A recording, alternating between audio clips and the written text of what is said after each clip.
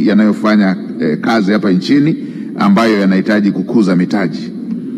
B, taasisi za fedha za ndani kunufaika na fedha kutoka shirika la AFC ambazo zinatumia kutoa mikopo kama ambavyo nimetoka kusema kwa sekta mbalimbali za kiuchumi, yani on lending na refinancing facilities.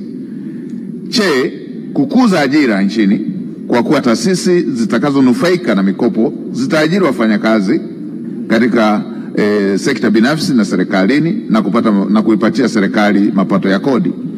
Na D, ni kuwezesha upatikanaji wa misaada na ushauri wa kitaalamu katika kuandaa, kufadhili na utekelezaji wa miradi na programu mbalimbali za maendeleo. Na E, kuvutia uwekezaji nchini kutokana na taasisi hiyo kuwa na baadhi ya A3 rated katika huduma za kimikopo. Mheshimiwa Spika, kwa upande wa mambo ya kuzingatia wakati wa kuridhiwa mkataba wa uanzishwaji wa AFC, serikali inapendekeza kuweka mazingatio ambayo tumesema tutakuwa na mazingatio katika baadhi ya maeneo ambayo tumeyabainisha katika kipengele cha 3, cha 5, 13 na 14. Inapendekezwa kwamba tutakuwa na mazingatio katika maeneo ambayo tumeyaorodhesha. Mheshimiwa Spika, baada ya maelezo hayo, naomba kuwasilisha azimio la kuridhia mkataba wa uanzishwaji wa shirika la fedha la Afrika wa mwaka 2007, Agreement for Establishment of African Finance Corporation, kama ifuatavyo. Mheshimiwa Spika, kwa kuwa mkataba wa uanzishwaji wa shirika la fedha la Afrika, Africa Finance Corporation, yani AFC, ulisainiwa na kuanza utekelezaji wake tarehe 28 Mei 2007 na makao makuu ni Lagos, Nigeria. Shirika hili linamilikiwa kwa ubia baina ya sekta binafsi na umma. Sekta ya umma kupitia Benki Kuu ya Nigeria inamiliki 59% ya hisa zote na sekta binafsi inamiliki 41% ya hisa zote. Aidha, 2% ya hisa zinazomilikiwa na sekta binafsi zinamilikiwa kwa pamoja na mashirika ya kimataifa ikiwemo Benki ya Maendeleo ya Afrika, yani AFDB, na shirika la bima la Afrika, yani Africa Reinsurance Corporation. Kwa kuwa AFC ilianzishwa kwa lengo la kuongeza kasi ya ukuaji wa uchumi na maendeleo ya viwanda kwa nchi za Afrika kama bara na kwa nchi moja ambapo hadi Machi 2025 jumla ya nchi 44 za Afrika zilikuwa zimejiunga na shirika hilo. Kati ya nchi hizo 28 zimejiunga kama wanachama pekee na nchi 16 zimejiunga kama wanachama wanahisa. Kwa kuwa hadi Disemba 2024 shirika lilikuwa na mali assets zenye thamani ya dola za Kimarekani bilioni 14.4 na hisa hizo na riba, yani equity, zenye thamani ya dola za Kimarekani bilioni 3.9 katika miradi mbalimbali barani Afrika na katika sekta ya miundombinu, nishati, uchukuzi, mawasiliano na viwanda. Kwa mujibu wa taarifa ya fedha ya mwezi Septemba 2024, tangu kuanzishwa kwake shirika hilo linagharamia dola za Kimarekani bilioni 14.79 miradi katika miradi ya nchi wanachama 34. Kwa kuwa katika vipindi tofauti kutoka mwaka 2021 AFC kupitia Wizara ya Mambo ya Nje ya Ushirikiano wa Afrika Mashariki imekuwa ikiialika serikali ya Jamhuri ya Muungano wa Tanzania kujiunga na AFC, ambapo pamoja na masuala mengine maombi haya yametokana na baadhi ya wawekezaji nchini kuwasilisha maombi ya kupata mikopo kutoka katika shirika hilo bila mafanikio kutokana na Jamhuri ya Muungano wa Tanzania kutokuwa mwanachama. Kwa kuwa Jamhuri ya Muungano wa Tanzania kuridhia mkataba wa uanzishwaji wa AFC na kujiunga kama mwanachama pekee kunaweza kuiwezesha Jamhuri ya Muungano wa Tanzania kupata manufaa mbalimbali ikiwemo kuvutia uwekezaji mpya. Kwa kuwa endapo mkataba wa AFC utaridhiwa, serikali haitawajibika kudhamini mikopo inayotolewa na sekta binafsi nchini. Kwa upande wa mikopo inayotolewa na AFC kwa taasisi za serikali au miradi ya ubia, serikali inaweza kudhamini mikopo huo kwa mujibu wa sheria zake. Kwa kuwa Jamhuri ya Muungano wa Tanzania ni miongoni mwa nchi ambazo hazijasaini mkataba huo, inapaswa kuridhia mkataba huo ili iweze kunufaika na kuwezesha utekelezaji wa mkataba na uanzishwaji wa shirika la fedha la Afrika, Agreement for Establishment of African Finance Corporation, AFC.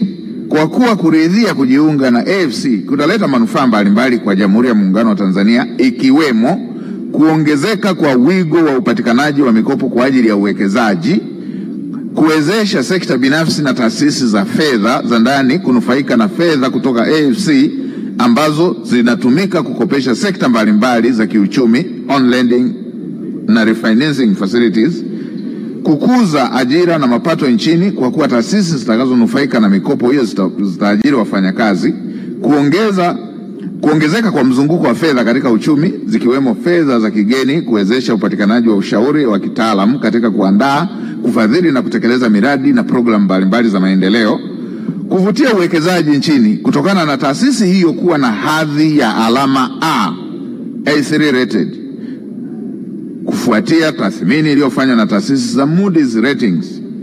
Kwa kuwa matokeo haya yanaweza kujitokeza ni pamoja na AFC kutoa mikopo kwa masharti ya kibiashara na hivyo kuwa na gharama kubwa ya mikopo ikilinganishwa na mashirika mengine yanayotoa mikopo kwa masharti nafuu, kupunguza wigo wa kodi kutokana na shirika hilo kuomba kusamehewa kodi, na kwa kuwa ibara ya 19 ya mkataba wa kimataifa wa Vienna wa mwaka 1969 inaruhusu nchi kuweka maangalizo ama reservation, na kwa kuwa uchambuzi wa kina uliofanywa na serikali umebaini maeneo hayo, ibara ya 3 pamoja na ibara zingine, na kwa kuwa ibara ya 5 ya mkataba wa uanzishaji wa AFC wa wanachama, yani membership, ibara ya 5.3 ya mkataba inaainisha kuwa nchi inaweza kujiunga na shirika la AFC bila kununua hisa, yani membership of corporation shall be acquired upon subscription of shares of the corporation in accordance with provisions of this agreement.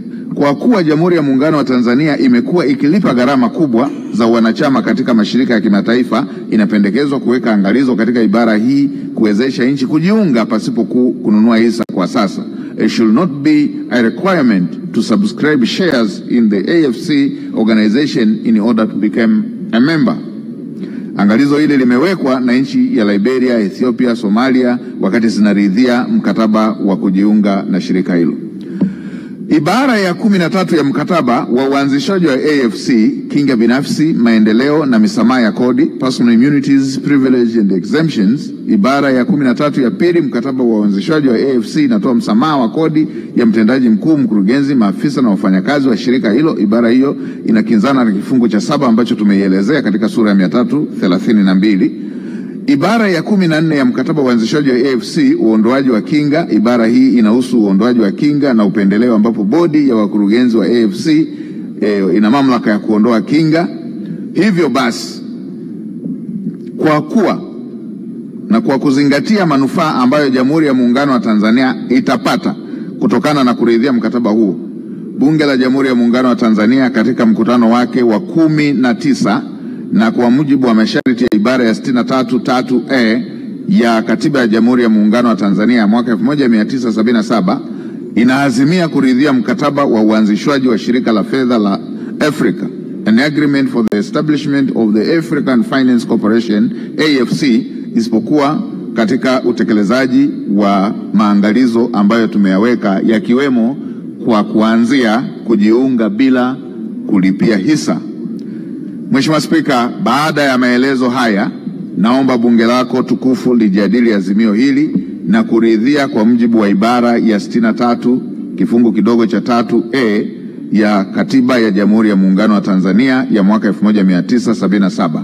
Mheshimiwa Spika, naomba kutoa hoja. Mheshimiwa Bunge, hoja imetolewa na imeungwa mkono. Asanteni sana. Sasa nimuite mwenyekiti.